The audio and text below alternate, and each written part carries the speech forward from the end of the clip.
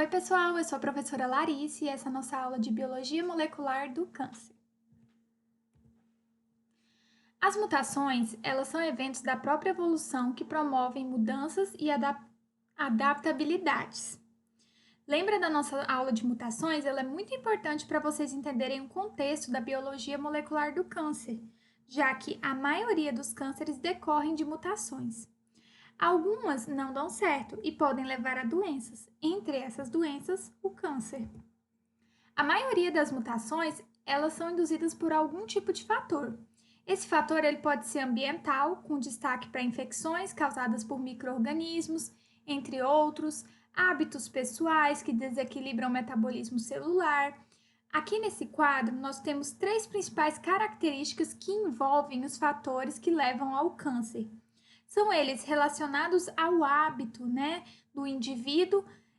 Então, por exemplo, alguns cânceres são causados por tabagismo, etilismo, práticas sexuais de risco, obesidade, comorbidades como diabetes, hipertensão. Então, todas essas doenças decorrentes de maus hábitos, estão relacionados aí nesse quadro de hábitos.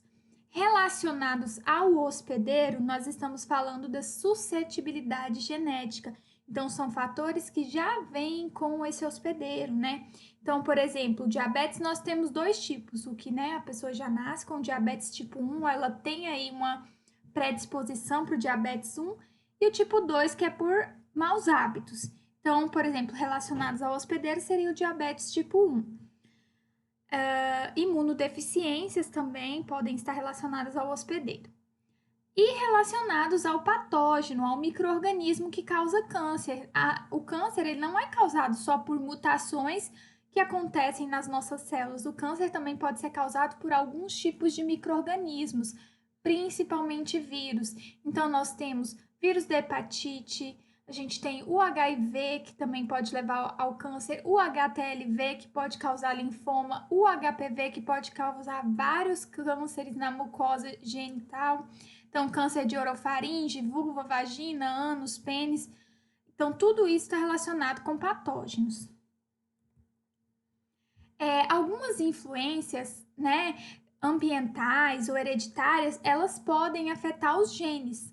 Então, por exemplo, a gente tem a influência populacional, questão de etnia, de migrações étnicas, misturas de raças, comportamental, como eu já havia falado, promiscuidade, alimentação, automedicação, deficiência nutricional.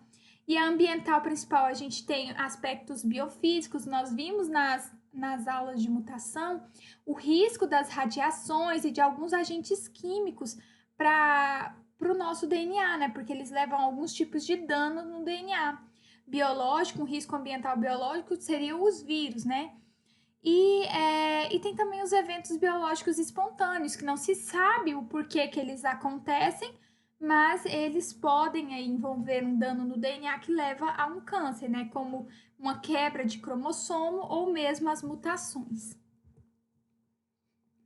O câncer, ele pode ser conceituado como uma proliferação e disseminação descontrolada de clones de células malignas transformadas, Isso são os tumores malignos. E ele pode ter a letalidade, e essa letalidade ela vai depender da resistência dessa célula maligna à apoptose e da capacidade de metástase. Metástase é a capacidade que o tumor tem de invadir tecidos à distância. Lembra que nós temos 3 parâmetros para avaliar um câncer, e esses parâmetros são conhecidos como estadiamento do câncer. Ele é chamado de TNM. O T designa tamanho do tumor, o N designa comprometimento linfonodal, quantos linfonodos foram acometidos por aquele tumor, e o M, a chance de metástase à distância, ou seja, daquele câncer sair do seu local primário de origem e migrar para um órgão distante. Nessa figura, nós vemos então o processo de carcinogênese, em que eu tenho a iniciação com alteração celular.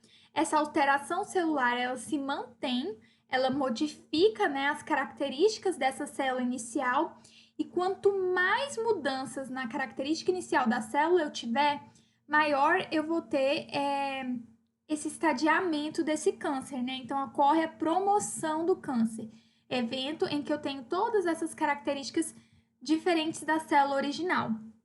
Se esse câncer tem a capacidade de invadir o tecido, a gente fala que ele é um câncer maligno. E se esse câncer ele tem a capacidade de, além de invadir o tecido, ir para outros órgãos, a gente fala que ele é um câncer metastático, tá? Então, todo câncer, não, assim, a maioria dos cânceres, eles podem invadir o tecido. Lógico, tem algumas exceções, mas o maior problema de tratamento de câncer é exatamente avaliar em qual estadiamento, qual estágio ele está. Quanto maior o estágio do câncer, mais agressivo ele é. E a influência ambiental, os hábitos pessoais, tudo isso a gente viu que pode influenciar, levar a mutações que, consequentemente, vão levar ao câncer. E dentro disso, a gente tem o estudo da epigenética tumoral. Lembra que eu já expliquei epigenética, que é a influência do meio sobre a expressão gênica? Então, a epigenética também parece estar relacionada à carcinogênese. E esse processo ele não altera a estrutura do DNA, apenas a expressão funcional desses genes, ou seja, a epigenética ela envolve a ativação ou silenciamento gênico. E isso a gente viu relacionado à maneira, né, como esse gene vai ser lido lá do DNA, né? Lembra que o DNA está enrolado em proteínas chamadas histonas, e se esse DNA ele fica mais frouxo, ele está ativo, ele pode ser transcrito. Se ele está mais apertado nessas histonas, a gente diz que ele está silenciado, ele não pode ser ativado ou lido. Então, a epigenética tem muita influência e tem sido cada vez mais estudada na carcinogênese. Além disso, a gente tem também a questão da fosforilação, que pode estar envolvida com a epigenética, né? Acrescentar grupos fosfatos aí a essas estruturas e também a própria molécula de DNA. A metilação, que a gente lembra que é o silenciamento, né? Os grupos metil fazem com que as histonas fiquem mais próximas do DNA e com isso esse DNA ele não consegue, né, ser transcrito. A gente tem também a acetilação, que é o contrário da metilação. Eu deixo, então, esse DNA mais frouxo, esse DNA consegue ser lido. E alguns genes estão muito relacionados com essa questão de ativação e desativação. Então, por exemplo, eu tenho a fosforilação, que ela pode aí alterar a expressão gênica de genes envolvidos na apoptose. Eu tenho, por exemplo, a metilação, que eu vou ter aí a expressão gênica alterada de proteínas que elas levam à apoptose. Então, imagina aí eu inativar um gene que produz uma proteína que leva uma célula à apoptose. A apoptose é um mecanismo de defesa da célula. Se essa célula não consegue morrer porque ela tem algum dano, algum defeito, esse defeito ele vai passar para as células filhas e, consequentemente, isso vai virar um processo carcinogênico.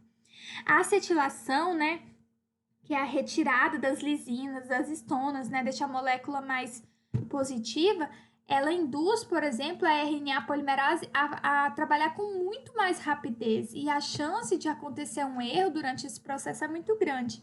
Então, a epigenética é muito importante na questão da carcinogênese. Algumas situações que podem induzir, então, a formação de tumores. A gente tem lesões moleculares espontâneas, que a gente falou, né, das mutações espontâneas, tem causadas por infecções, radiações, carcinógenos como o tabaco, né? O cigarro é uma das substâncias que tem mais carcinógenos e isso pode levar a diversos tipos de tumores. Esses tumores, eles podem acontecer desde o desenvolvimento embrionário e fetal ou após o nascimento. Então, acontece muito. Às vezes, lá no desenvolvimento embrionário fetal, a pessoa nasce com um gene já mutado e fica predisposta a desenvolver esse câncer.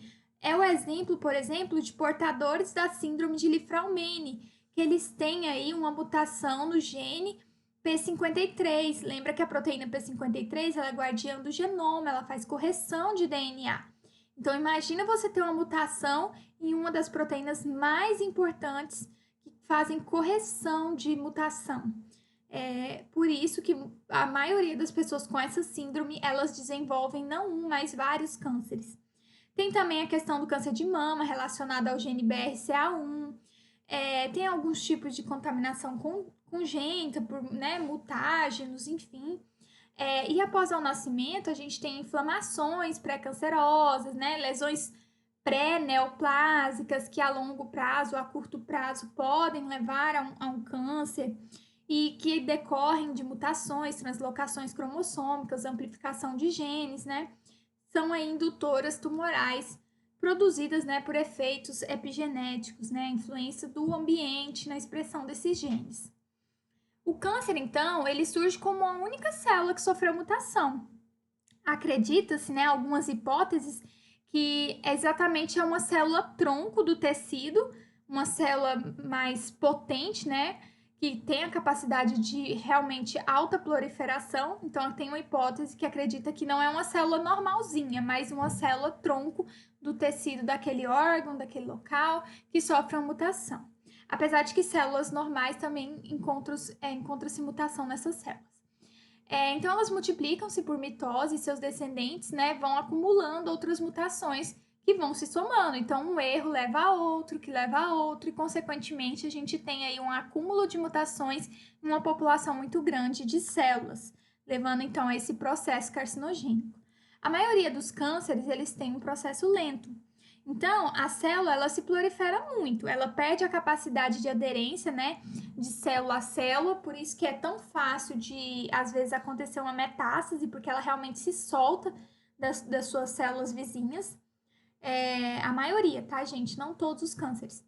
Secreta enzimas que atacam a matriz extracelular, então danifica o tecido, faz penetração de vasos sanguíneos, porque a célula tumoral, como ela tem uma série de erros, ela se alimenta muito mais do que uma célula normal.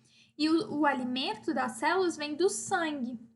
Então, o tumor, ele mesmo cria vasos, né, que é o que a gente chama de angiogênese, né? Cria vasos para o suprimento sanguíneo chegar até ele, para ele se nutrir mais do que o restante do tecido.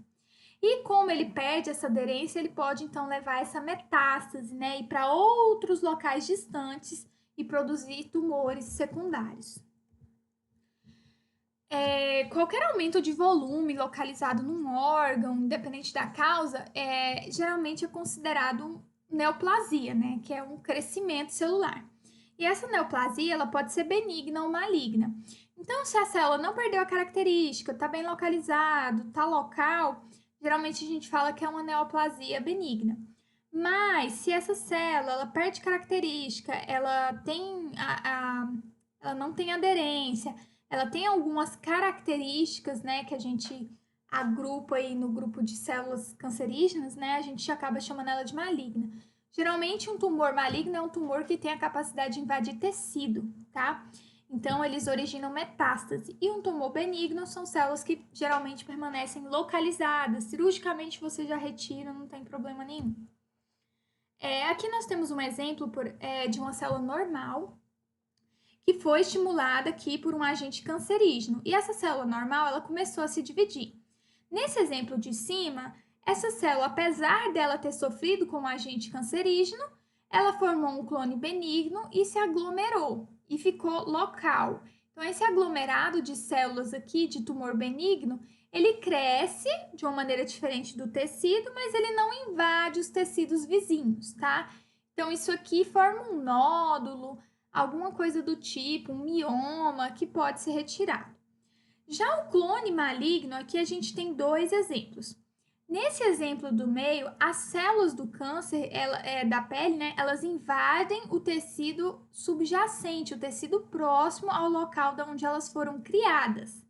Então, já invadiu o tecido, então já é um câncer maligno.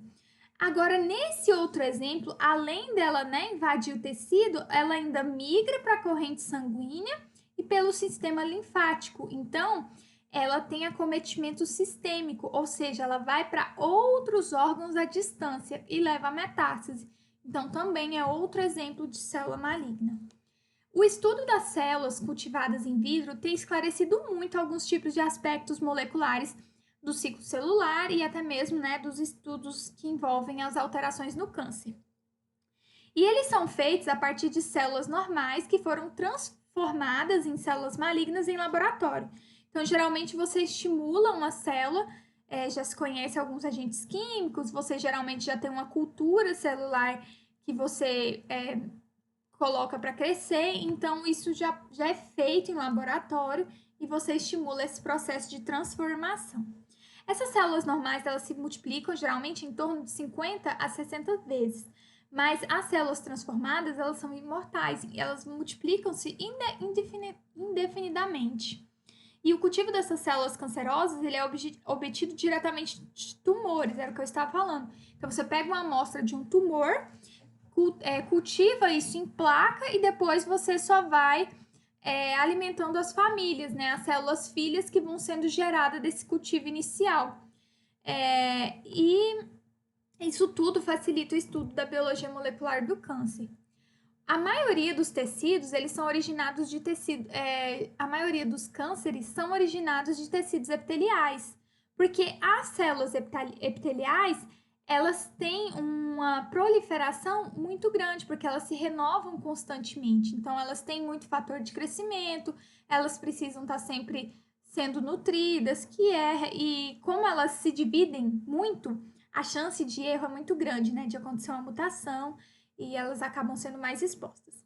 Então, no adulto, cerca de 90% dos tumores derivam de epitélios, né? Epitélio que reveste o corpo, reveste os órgãos, as cavidades internas, enfim. E estão mais sujeitos à ação de agentes cancerígenos, né? Porque está em contato direto, por exemplo, com alimentos, com o ambiente, com a radiação, com a luz solar. Aqui nesse exemplo, a gente tem como que surge o melanoma, por exemplo, né, que é um tipo de câncer na pele. Então, nós temos aqui representado as células, né, que de uma pele escura. Então, essas bolinhas representam a melanina presente na pele escura. Aqui numa pele clara, vejam que eu já tenho bem menos melanina. E numa pessoa albina, que não tem melanina nenhuma. Então, a melanina, ela protege a pele da radiação ultravioleta, da radiação do sol. Quem tem pele escura tem bem menos chance de ter um câncer de pele, porque ela tem bem mais melanina. E isso protege ela contra a ação, protege o material genético dessas células, né? Contra a ação da radiação ultravioleta. Quem tem pele clara, apesar de ter melanina, a quantidade é muito pouca. Então, tem que tomar um cuidado maior frente à exposição a essa radiação ultravioleta. Agora, quem tem albinismo, que não tem melanina nenhuma na pele, ele fica totalmente vulnerável ao ataque da radiação ultravioleta. Então, essa radiação ela vai direto para o núcleo da célula. E a radiação ela causa dano, né? Alguns tipos de dano no DNA da célula. E esses danos, sendo cumulativos, podem levar a um câncer de pele. Então, a gente pode ter, por exemplo, né, um câncer de pele não melanoma, porque justamente não tem a presença de melanina. As mutações de DNA, principalmente de células transformadas, as mutações no DNA, né, principalmente, transformam células normais em tumorais. Isso pode tem dois tipos de processos que a gente usa para designar essa formação de tumor primário. Uma delas é a forma linear, com células muito parecidas entre si. Então, a forma linear, a célula filha gerada a partir da célula mutante, ela é muito parecida, tem características muito semelhantes à célula inicial. Aqui um exemplo de plasmócitos do mieloma. Vejam que essa célula ela é muito parecida umas com as outras. Mas também tem a questão da forma ramificada. Na forma ramificada, a proliferação tumoral do tipo policlonal tem diferentes tipos de clones celulares mutantes, que resultam em diversidade celular no mesmo tumor. Então, eu tenho células muito diferentes, com características muito diferentes uma da outra. Às vezes, a célula fica totalmente descaracterizada. Você não consegue, né, o patologista que olha a lâmina, não consegue nem descrever da onde que veio aquele tecido, de tão diferente que fica. Aí tem que optar por alguns tipos de marcadores de imunohistoquímica para identificar o tecido. Então, vejam aqui nesse exemplo que a célula fica realmente totalmente distorcida de uma célula original. Então, pode acontecer aqui no caso da leucemia mieloide aguda, né? Eu tenho essa diferença nessas células. Então, os genes, quando são os genes essenciais, eles são afetados por mutações espontâneas, induzidas, né, ou não por hereditariedade, em que vai ocorrer o crescimento do número de células tumorais e a formação desse tumor primário capaz de levar aí ao câncer. Então, a gente tem crescimento de células tumorais. Nessa imagem aí, nós podemos ver as células tumorais em azul, né? O início de um tumor primário. Após anos, dependendo do tipo de tumor, essas células tumorais elas podem acabar se acumulando, formando massas tumorais. Então, no exemplo dessa leucemia linfocítica crônica, a gente tem ali um linfonodo totalmente alterado, né? Um tamanho bem anormal. E aqui nós temos um tumor de mama também, né? Diagnosticado por imagem, totalmente a mama, né? E aqui a imagem dele, totalmente alterado. Mas qual que é a diferença entre uma célula normal e uma célula neoplásica, né? As células neoplásicas, elas exibem alguns fenótipos que conferem a essa célula uma vantagem proliferativa. Lembra que ela é uma célula mutante e que ela quer crescer, ela só quer crescer e ela não morre. Então, ela tem alguns fenótipos, algumas características que são comuns entre as células cancerígenas. Por exemplo, autossuficiência em sinais proliferativos, insensibilidade aos sinais antiproliferativos, ou seja, ela estimula a proliferação e inibe o que quer que esteja tentando parar essa proliferação dela. Ela evade da apoptose, então ela tem mecanismos aí para evadir da apoptose e não morrer. Tem potencial replicativo ilimitado, que é o que a gente fala que leva ela à imortalidade. Angiogênese sustentada, então ela tem a capacidade de criar vasos para se alimentar. E ela faz invasão de tecido e metástase. Esses são os 6 principais. Mas tem um estudo, que é o do Hanahan e do Weinberg, que eles escreveram os hallmarks do câncer, né? As características de todo o câncer. Esse estudo ele foi publicado em 2000 e depois ele teve uma versão atualizada em 2011. E esse estudo, ele fala exatamente sobre esses fenótipos malignos que são característicos de cânceres. Então, você tem formação de interações específicas entre os genes, que acabam resultando no aparecimento desses fenótipos. E esses fenótipos, eles não aparecem todos de uma vez. Às vezes isso é gradual e às vezes não tem uma quantidade específica. Mas pelo menos um tipo de fenótipo no câncer você vai observar. Então, defeitos nos genes de reparo de DNA levam a carcinogênese e levam a esses 6 fenótipos que nós falamos anteriormente.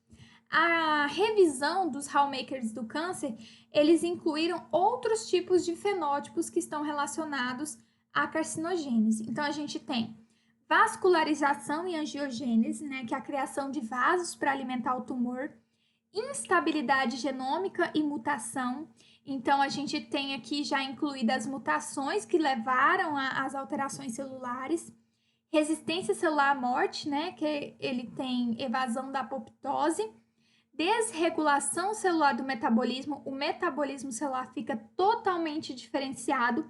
Essa célula, ela não consegue mais ter uma rotina normal, ela precisa de muito mais nutriente do que uma célula considerada normal. Sinalização proliferativa sustentada, então ela tem meios de sinalizar que ela quer mais fator de crescimento, que ela precisa se dividir, que ela precisa crescer. Ela evita, né, supressores de crescimento, então aquilo que quer parar ela de crescer, ela evita. Também evita o sistema imune, né, evasão imunológica. Tem a imortalização celular, promoção da inflamação.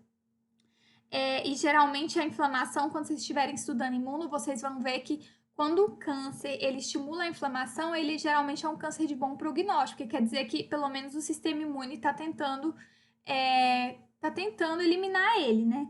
Pior é quando não tem inflamação, mas tem alguns tipos de cânceres que provocam a inflamação. E invasão e metástase, que nós já falamos.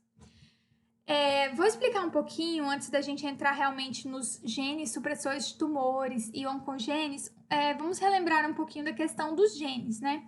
Então, cada um dos nossos cromossomos, ele é uma extensa molécula de DNA compostas por genes, que variam de 100 a 1000 genes por cromossomo. E todo gene, ele tem uma maneira correta de ser lida. E no câncer é muito importante a gente saber a localização de um gene específico que está envolvido aí com um processo carcinogênico. Então, vou ensinar para vocês agora, rapidamente, como ler um gene para logo quando a gente estiver em outras atividades, a gente já ter essa noção de leitura gênica. Então, geralmente, o nome de um gene, ele vem escrito assim, ó. O gene está localizado 2p25.3. O que quer dizer esse 2p25.3? Então, o primeiro número que aparece, ele representa o código correspondente ao cromossomo. Nesse caso aqui, cromossomo 2. O segundo, a letrinha que aparece aqui, ela representa o braço do cromossomo. Então, o cromossomo, ele tem um braço longo e um braço curto. O braço longo é representado pela letra Q, o braço curto pela letra P. E o sentido da leitura, ele sempre vai do centrômero em direção ao telômero. Então, sempre aqui do centrômero em direção ao telômero. Então, aqui a gente aprendeu que o gene está no cromossomo 2, braço curto. E esse 25.3? Geralmente, o primeiro número representa a região gênica e o segundo a banda. Porque aqui, ó, essas marcas que vocês veem, a gente chama isso de bandeamento. Então, a primeira parte que aparece é a região. Nesse caso, esse gene que a gente está procurando, ele está nessa região 2. Aqui a gente amplia. Na região 2, na banda, né? Conta sempre do centro para o telômero. Na banda, ó, 1, 2, 3, 4, 5. Banda 5. Então, cromossomo 2, braço curto, região 2, região 2, banda 5, e o último número, às vezes não é todo gene que aparece, mas quando aparece, ele representa a subbanda. Nesse caso aqui, está na subbanda 3. Então, novamente, eu deixei aqui para vocês depois treinarem essa leiturinha, que ela é muito importante, ela sempre acompanha a gente nos estudos de biologia molecular. Então, 2p25.3 é assim que se lê? Não. Se lê cromossomo 2, braço curto, região 2, banda 5, subbanda 3. Essa é a maneira correta de se ler um gene. Continuando, nós temos os principais genes que participam da formação de tumores. Então, nós temos genes que são conhecidos como supressores de tumor.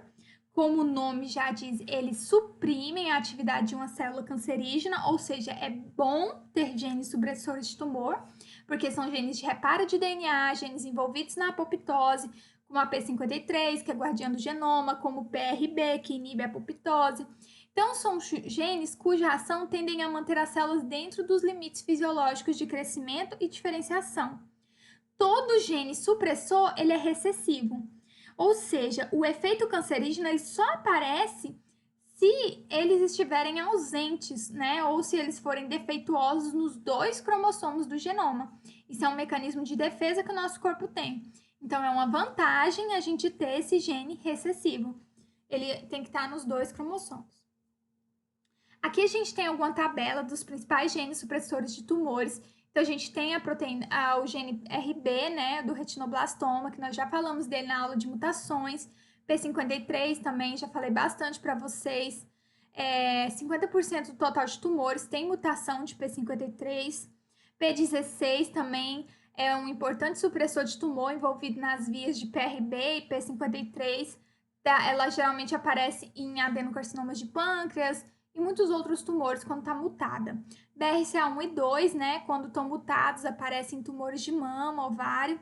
APC, quando está mutado, no carcinoma de colo. E VHL no carcinoma de rim, tumor de vaso sanguíneo, enfim. Mas tem muitos genes. Se vocês tiverem curiosidade, só digitar o nome do gene na internet e ler um pouquinho sobre a história dele. Então, o gene supressor de tumor, o que ele faz? Se eu tenho um fator de crescimento que se liga a um receptor e estimula a proliferação celular, se essa célula ela não precisa mais crescer, o gene supressor de tumor ele vai inibir o crescimento dessa célula. Então, ele regula a atividade proliferativa dessa célula. Então, é vantagem ter um gene supressor de tumor funcionando. O gene RB, né, que a gente falou, o gene do retinoblastoma, que produz a proteína PRB. Quando ele está mutado, ele está muito relacionado com um tumor maligno na retina, tá? Por isso que vem o nome do retinoblastoma, que primeiro ele foi identificado nesses tumores. Mas ele também está em vários outros cânceres. E nesse caso, é um fator hereditário, que falta um pequeno pedaço do cromossomo 13, né? Enquanto o outro cromossomo 13 do par está intacto. Então, basta uma mutação no cromossomo normal para causar esse tumor. Nesse exemplo aqui, ó, a gente tem mostrando um heredograma, em que eu tenho aqui uma mutação, né? Eu tenho o RB, o alelo dominante e recessivo, aqui 2 alelos dominantes e aqui um dominante recessivo. Então, aqui nesse caso, a gente tem um alelo que ficou dominante e recessivo, tá? Exemplificado aqui, né? É recessivo que eu falo, gente, é porque, lógico, o RB é recessivo, mas é só para representar mesmo a mutação, tá? Então, o gene com defeito, o mutante, né? Esse RBzinho aqui. Então, vejam que quando o indivíduo ele já nasce com a mutação em um dos alelos do gene RB, a célula retininha ela deverá sofrer uma segunda mutação no mesmo locus do seu homólogo, que foi o que aconteceu aqui. Então, nesse aqui, ó, ele sofreu mutação no mesmo locus, tornando então a homozigota recessiva. E aí sim a gente tem a mutação. Então, a primeira mutação ela é chamada de germinativa. Nesse caso aqui, a segunda é chamada de somática, porque teve o crossover, né, mitótico, a troca de material genético entre um cromossomo e outro, e aí acabou também adquirindo essa mutação. Outra coisa que a gente tem, além dos genes supressores de tumores, são os proto-oncogenes, né, e oncogenes. Um proto-oncogene, em seu estado normal, ele comanda a divisão celular de forma ordenada e são responsáveis pelo controle normal do ciclo. Quando sofrem mutações, rearranjos, translocações ou outras alterações, eles passam a ser um oncogene.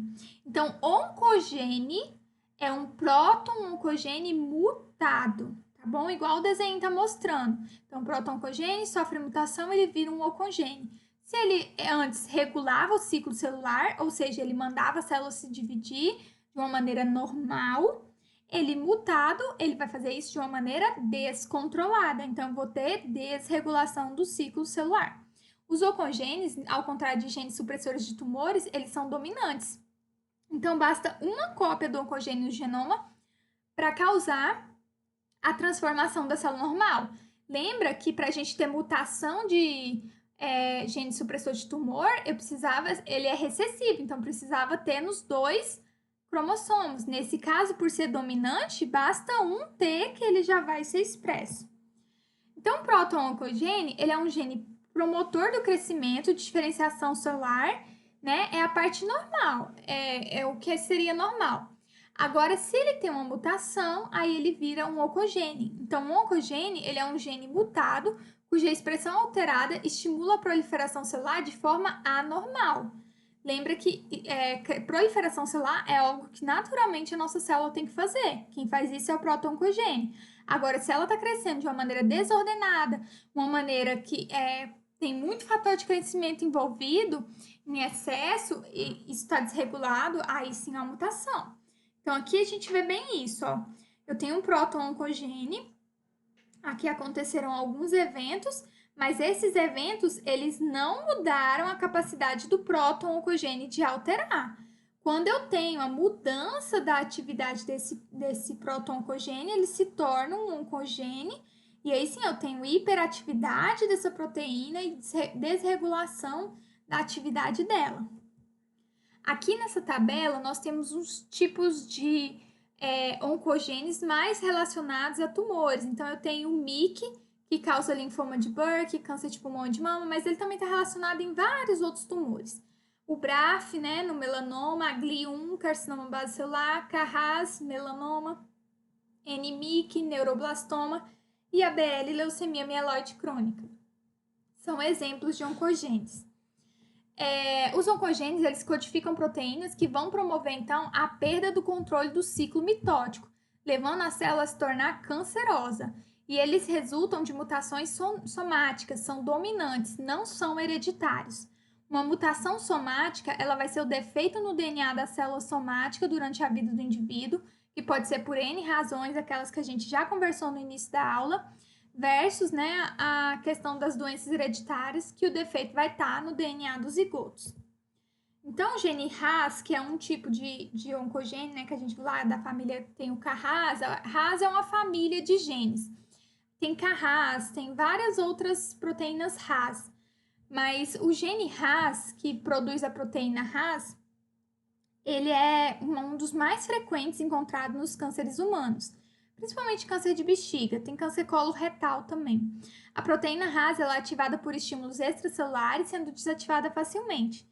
Já quando ela está defeituosa, né, porque o gene sofreu mutação, ela permanece ativa de modo permanente, enviando sinais para a célula se dividir.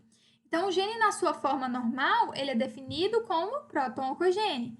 Agora, se o produto, né, a proteína, então, o gene na forma normal e não mutado, o produto dele, a proteína, né, ela é um proto-oncogene, né? Agora, se essa proteína ela sofre uma mutação, ela vira uma oncoproteína, tá? E aí ela acontece porque ela foi expressa, né, por um oncogene, que é um proto-oncogene mutado. Esse exemplo aqui, ele resume bastante essa aula. Então, eu tenho um proto-oncogene que geralmente faz regula o crescimento celular, né? E a célula tem um crescimento normal. E os genes supressores de tumores, que eles impedem o crescimento celular quando necessário e também mantém o crescimento da célula normal. Se o proto-oncogene está mutado, ele se torna um oncogene e leva ao câncer. Se o gene supressor está mutado, ele produz proteínas ineficientes que não conseguem parar o ciclo celular e isso também pode levar a um câncer. Então, resumindo, essas são as partes mais importantes da biologia molecular do câncer. Não deixem de olhar o material de apoio complementar. A referência dessa aula também está aí no slide. É isso aí, pessoal. Então, terminamos por aqui.